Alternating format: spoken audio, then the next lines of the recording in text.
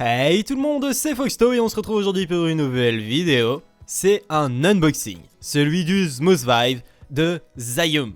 Un stabilisateur pour smartphone qui va changer votre vie avec 3 axes. Nous verrons durant cette vidéo l'intégralité des modes et fonctionnalités du stabilisateur que nous propose Xiaomi. Ce stabilisateur d'ailleurs est disponible dès 179€ sur Amazon, mais aussi 219€ si vous voulez un peu plus de gadgets, un sac, une dragonne ou encore un flash intégré. Unboxing signifie déballage en français, c'est pourquoi nous commençons la vidéo par l'ouverture de la boîte. Cette boîte blanche, assez sobre, dès son ouverture vous montrera les 3 choses que contiennent celles-ci. Le câble pour charger notre fameux bijou, un tripode pour le visser et le maintenir lors de belles prises de vue, peu importe le terrain, et ensuite les 3 axes avec le manche, qui sont le sujet de cette vidéo. Voilà, maintenant nous avons sorti le contenu de la boîte, nous pouvons donc passer au concret. Nous allons commencer par fixer notre bijou au tripode, pour le maintenir et mieux analyser toutes ses fonctionnalités. Le Xiaomi Smooth Vive pèse 615 grammes seul, avec une taille de 31 cm de haut, 16 cm de long et 5 cm de large en position éteinte et bloquée. Son point positif est la durée de sa batterie. Avec une autonomie allant jusqu'à 25 heures, vous pourrez l'utiliser toute une journée sans problème. L'ayant utilisé lors d'un vlog à Marseille avec un iPhone 11, je peux vous le dire, nous n'avons eu aucun problème sur ce point. Par la suite, je n'ai même pas eu besoin de le recharger avant une réutilisation pour les suites des vidéos et là je commence à bugger. Donc on va passer à la suite et ceux qui veulent retrouver la fiche technique exacte, vous avez tous les liens qu'il faut en description, que ça soit les degrés d'utilisation et les durées de batterie minimale. Maintenant que nous avons bien positionné notre bijou, nous pouvons mettre notre téléphone dans celui-ci et commencer à filmer. Pour cela, il vous suffira d'écarter comme je viens de le faire et positionner votre téléphone au centre. Il y a 2 positions possibles. La première, vous venez de la voir, et la seconde, c'est celle-ci. Vous avez juste à tourner à 90 degrés le socle du téléphone. Là, je fais la même technique, j'écarte et je pose. Ensuite, il faudra unlocker les 3 axes. Comme vous le voyez ici, le premier axe en haut, j'ai juste à tourner vers l'avant, très doucement pour ne pas le casser. Le second, je pousse un peu vers l'arrière et ça le débloque. Le troisième, il y a juste un petit bouton à switch qui s'appelle Lock pour débloquer l'axe panoramique. Maintenant, vous allez le positionner comme ceci et vous allez voir un petit levier à monter. Celui-ci va vous permettre d'ajuster l'équilibre de votre téléphone selon le poids de celui-ci. Vous avez juste à pousser vers l'avant ou vers l'arrière. Une fois que c'est stable, vous pouvez refermer ce même levier et vous allez pouvoir l'allumer via le bouton sur le côté. C'est celui-ci. Voilà. Ici, hop, j'appuie dessus. Il va s'allumer et se mettre en mode panoramique par défaut. Nous avons pu voir l'axe panoramique aussi se mettre droit. Et maintenant, vous voyez le téléphone est bien positionné à l'horizontale. Je vais télécharger l'application ZY Camille, le lien est en description, pour pouvoir le mettre à jour s'il y a des nouveautés et mieux le contrôler. Une fois l'application téléchargée, vous allez pouvoir l'ouvrir. Accepter tout ce qu'il faut accepter, donc comme d'habitude, le micro, l'appareil photo, les conditions générales d'utilisation et j'en passe. Vous allez aussi voir un tutoriel qui va vous apprendre exactement tout ce que vous avez besoin de savoir sur cette application, c'est pour ça que j'y passe très vite fait. Vous allez pouvoir aussi le connecter en Bluetooth, donc activez-le sur votre téléphone et le stabilisateur pourra automatiquement s'appairer avec celui-ci. Cette application est importante car en effet la moitié des boutons, ou presque, fonctionneront seulement grâce à celle-ci appairée en Bluetooth avec votre appareil. Comme par exemple la petite roulette ici qui vous permettra de zoomer ou de dézoomer. Le bouton au centre de celle-ci que je viens de montrer vous permettra elle de changer la focale, un peu comme le mode cinématique qui va faire un flou de fond ou un flou assez proche. Si je rappuie dessus, je repasse en mode zoom et dézoom, mais seulement grâce à l'application.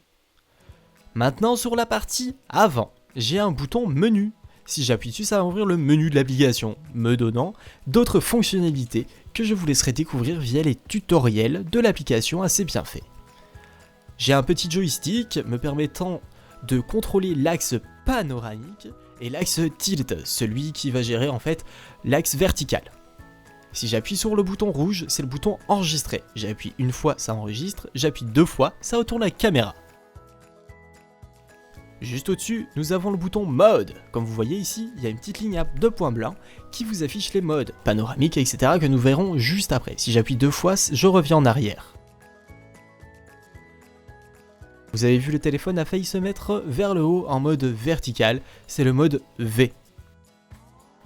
Là, je suis en train d'appuyer en fait sur le petit cercle au centre qui me permet de contrôler l'ISO, la balance des blancs, etc., etc. Mais franchement, sur téléphone, je ne l'utilise pas, mais vraiment alors, pas du tout.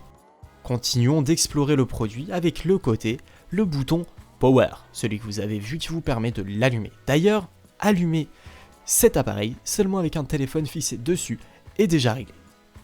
Derrière, nous avons un petit bouton comme derrière en fait les manettes de PlayStation qui nous permettra de ramener déjà le téléphone comme ceci, d'automatiquement le mettre en mode follow et aussi de focus une personne, c'est-à-dire que s'il y a une personne, elle va le reconnaître ou un objet même et le suivre, ce qui est très utile lorsque vous êtes seul, que vous le posez et que vous vous filmez.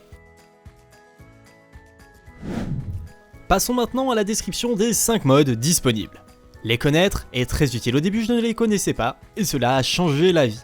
Le premier c'est PF, celui par défaut quand vous l'allumez, qui va bloquer l'axe roll, tilt, mais qui va suivre au niveau de l'axe panoramique, d'où son nom, panoramique, follow.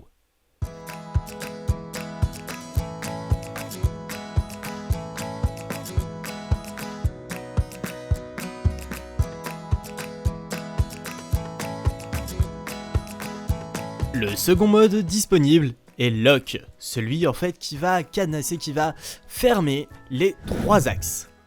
Que ce soit l'axe Roll, Tilt ou Pan. Vous voyez, le téléphone ne bouge pas. C'est très bien lorsque vous marchez dans la rue ou alors que vous allez faire de gestes, mais vous voulez toujours que le téléphone soit bien fixé dans une seule position, un seul axe. Le troisième, dans l'ordre d'affichage des modes par défaut, est F. Ce mode va bloquer juste l'axe roll, mais suivre au niveau du tilt et du panoramique. Ça va vous permettre de prendre des plans sympas pour suivre les gens.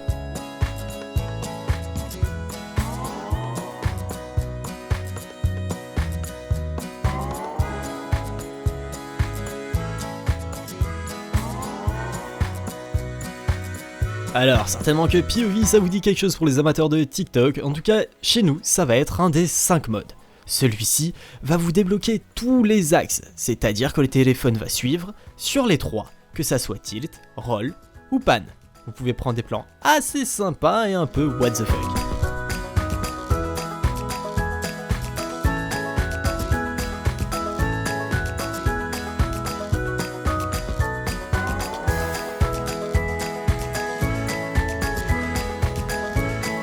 Ce dernier mode, vertical ou vortex, va être un peu mis à part des autres modes. Parce que lui, il n'y a pas question de tilt, roll ou pan. En fait, ça va positionner votre téléphone vers le haut. Et il va tout le temps rester perpendiculaire à l'axe principal. Vous allez pouvoir créer donc des vortex en avançant, des effets plutôt sympas comme vous allez le voir. Mais aussi filmer vers le haut. Voilà, vous avez des utilisations variées avec ce mode qui est assez sympa.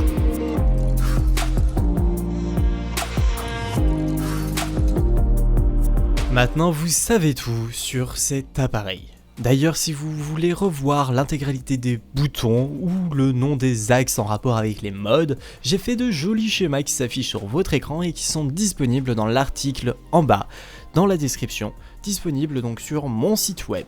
Vous pouvez l'enregistrer et y retourner à n'importe quel moment. Je vous souhaite une bonne fin de vidéo à vous, avec le mode panoramique et d'autres fonctionnalités de l'application que je voulais quand même vous montrer et vous présenter. A très vite tout le monde, on se retrouve très bientôt.